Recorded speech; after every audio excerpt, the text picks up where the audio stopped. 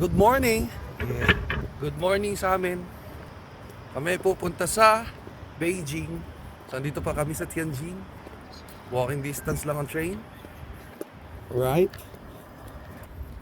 So what you say, what you gonna do, what you gonna say? What you gonna do and what you gonna say? Ang ganda ng asawa ko. Ang ganda ng aking kasama. Yeah. Mahal, pababagaling ko ang oras. Pahihintuin ko. Alright. Pagod ka na? Hindi nga lang. Kasi kailangan natin magmabilis. Anong oras na kasi? Ang galing. Dahil magaling ang asawa.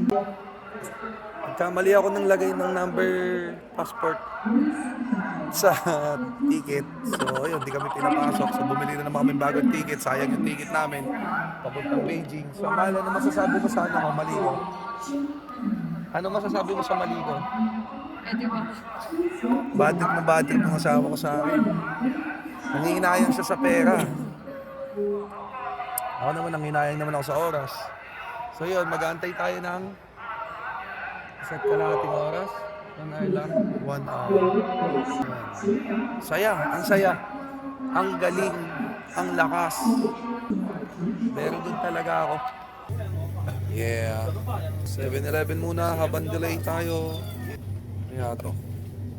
7-Eleven, guys. Ang sarap niya na. Chicken. Omelette, mamin. Nangingi siya ng kutsara. Ito binigay.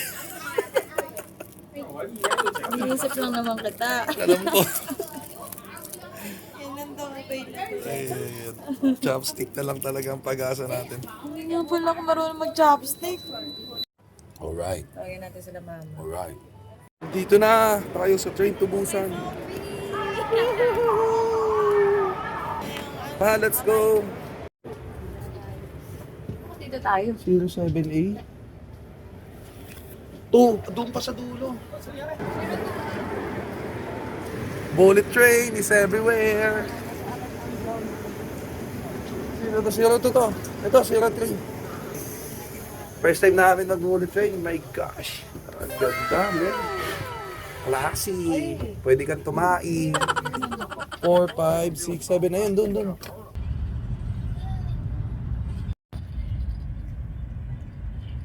Transfer to line 2, man. Napakasarap naman bumiyahe nang hindi alam at hindi nakakabasa. Alright. Hindi kami marunong magbasa pero nakakaalis kami. Yung buko na yan, naging puwet. Grabe naman tong sobrang babang-baba naman. Sobrang taas naman ito. Welcome to Beijing! Yan, ang In Beijing! 500 meters, turn right. Woohoo! Nakakapaggala kami. Hindi namin alam kung paano na makakauwi. Alright. Uy, may basketballan, guys. Sa Pilipinas, mayat-maya na mga tindahan dito eh. Oh. Wala ba dito mabibilihan man lang na kahit mga candy, pisong chicherya, mga tigpipisong pochi. Wala man lang kahit soft drinks or kahit tubig na malamig. Ano ba naman yan? Oh, meron pa palang ganyan. Ano naman yung plug natin? Luman-luma. Ay, may Beef burger with bacon and parang mas masarap tong mahal. Parang wala mapili sa burger. Ito lang bukod dito. Bilat. Okay na kaya ito. Mukhang masarap. Mura pa. Bilat. Sasarap ng mga pasta. Ano to? Tunggin. Pesto. Baka mapeste. Mahal. Yung kumain ka sa mamahalin na pagkain. New Zealand restaurant. New Zealand restaurant. Tapos may dala kang 7-Eleven na pagkain. Yeah. Para makatipid, men. Siyempre, Pilipino tayo. No? Hindi tayo pwedeng basta pasosyal. Kailangan may kahit kaunting kaakibat na pagtitipid. Yan. Diyan ka lang 7-Eleven, ha? Ito papakita. Akala nila in-order dito. Yes.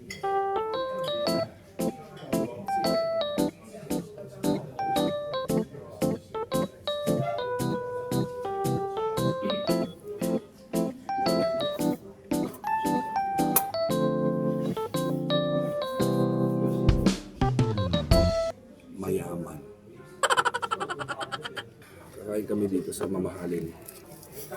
Baon ko 7-Eleven. Taray ng soup. Ganda. 35 RMB na yan. Ilang daang piso na yan? Ilang daang piso? 280. At least meron kang ganyan kasarap na soup. May exercisean din sila para sa mga matatanda. Meron din pala ditong gawaan ng bata. Ay, ayun, pupunta ka lang dyan. Korea at saka ano. Ayun, 24 hours. Papasok ka lang dyan. Tapos yun, gusto mong bibira ka, legal. Meron din dito. Sa atin, kalsada ang laruan ng ganito. May sariling ganito sa ano, sa mga nag-skateboard. Para lang sa mga nag-skateboard. Hanggang doon sa dulo yan, no? Punta ka sa atin sa gilid ng kalsada, makikipagsuntukan pa sa guard yun. Ano ba, pagod ka na ba? Oh, nasaan yung lakas at galing mo? Diba? May 3D dyan, mamayang gabi. Wow, one night in Beijing. Ganda naman nito. Biglang liko. Wow! Huwag kang mapapagod magsalita. Lagi mong pa-practicing yan. Hindi ka napapagod magsalita. Hindi. Kung sa Pilipinas natin ito ginagawa, alam mo, nog-nog na, mabaho na. Ito, kahit 3 kilometro yung nilalakad natin, kahit nakakapagod, hindi man lang tayo pinagpapawisan kasi sakto-sakto lang yung klima.